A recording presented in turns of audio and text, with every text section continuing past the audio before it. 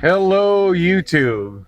All right, after how god awful the last videos that I shot on the Obama phone looked, and and the fact that I thought I shot some videos on there, but I absolutely couldn't find the files, and I'm not sure what's up with that. And maybe I just didn't do it right, and maybe I don't know. I really don't know what. This phone is just it's a piece of shit. It's an Obama phone. It was free. I can't complain about it. It was a literally free phone with service. So it kind of is what it is. But I swear I would never shoot video with it again after I saw how god awful the two videos I shot on it that I did upload to my YouTube channel look. But the iPhone is down to 4% power, so it's sitting on the charger cable.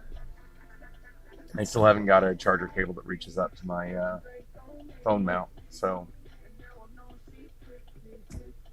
of course, I could have just driven home without shooting video, but how much fun would that be, right? None at all, right? So, yeah. So I'm shooting on the Obama phone. It is now technically Thursday morning, still my Wednesday night, August 19th, 2021, 2:08 a.m. Just closed out my friend Terry's show over at Monkey Pants. I really enjoy going to Monkey Pants, and I'm still trying to wrap my head around the way they have their audio hooked up, because it's weird is an understatement. But the more I walk around the bar and notice different places that the sound is piped, I think it's kind of genius in its own weird way. Because the sound of the karaoke is everywhere in the bar. I hadn't noticed before, but it's even in the men's room. It's on the patio. It's literally everywhere. It's on the far end of the bar, which is the bar section, which sounds dumb, but if you've been to Monkey Pants, it makes sense. But areas that are far removed from the karaoke stage, and there's these vintage speakers. I'm not really sure what they are. I'm pretty good at recognizing vintage speakers, but they're hideously ugly, but they get this mid-century charm to them, and they're clearly sitting on their side. Two of them sitting on opposite sides. They look like the sort of thing that would have probably been sold with a console stereo as extension speakers to match the console, and the console's nowhere to be seen. It's probably long since landed in a landfill. But they got these speakers, and they've got the sound running through the speakers. And that's, over in the section where the main bar is, where they've got a bunch of TV screens that they run sports on. And I'm like, wow, I can't believe they get these vintage speakers here, and they've actually got the karaoke running this too. And then I noticed that the mix that is running in those speakers, the mix is running in the bathroom and pretty much everywhere that is not the main room where the karaoke is a mix where the karaoke singer is kind of low in the mix. Now, I've mentioned in other vlogs that the way Terry runs karaoke, she has no soundboard in front of her. She's running a computer that controls the backing tracks, which by proxy controls the graphics for the lyrics. And there's really no other element to the show as far as graphics or videos or anything like that. It's just that those tracks. Every now and then it does drop to this default screen. It doesn't have any information. It's pretty dark. I'm sure there's a little something more there, and I haven't really noticed what it is. It probably identifies the software or whatever, and it's a software I'm not familiar with. But it'll show the next two singers that are coming up. But rarely does she ever drop to that. Most of the time she's just right into the next singer.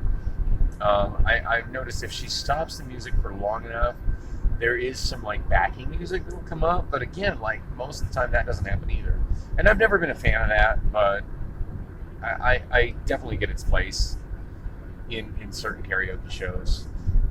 When I hosted at the 414, like I used that a little bit. I absolutely detested it, but it was just basically the way Spencer had the system set up.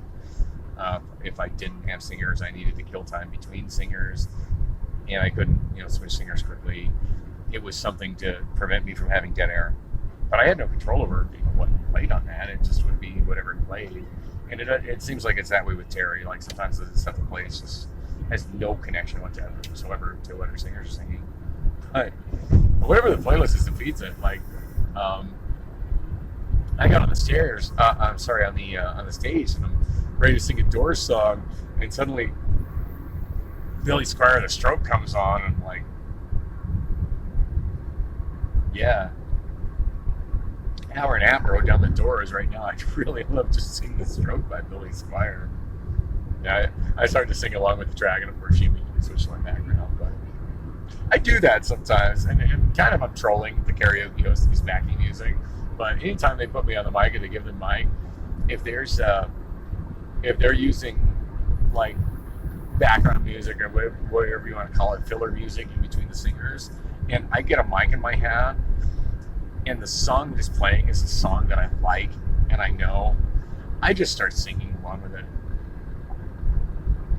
It's a karaoke show. Like, either you're playing other stuff or let's sing along to this.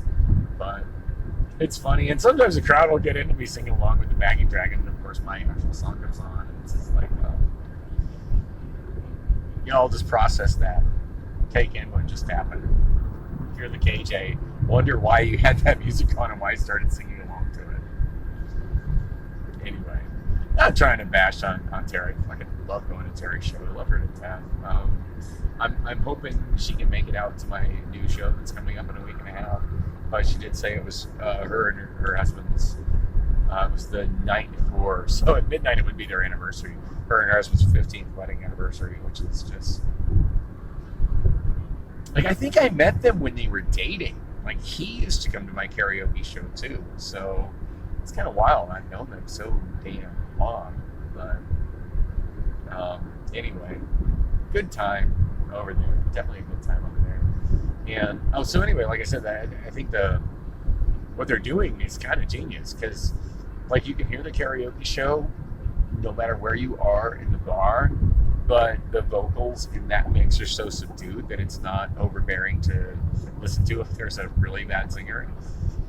And then what's going on in the stage, and there's a lot of speakers in the room, like where the stage is, and there are some that face the stage directly that are just that dry mic with no backing track on it.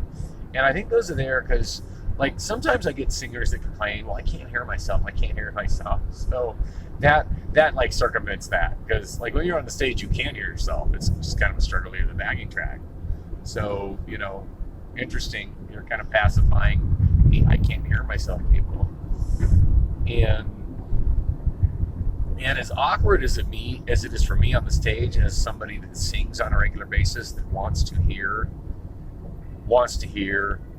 how well I'm mixing with the music, wants to hear that, and wants to, adjust my voice to make sure I'm in key and in tune with the backing track and in sync with the backing track.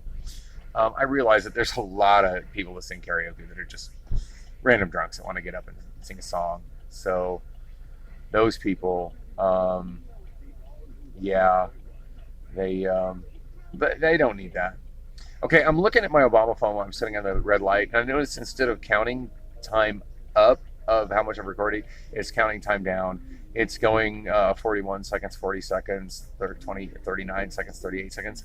I think it's counting down how much available space I have to record. So before I run out of space, I'm going to go ahead and stop this, so I have a chance of it uploading and maybe it doesn't disappear like those other videos I shot on it. So thanks for watching, and I'll catch you on the next one.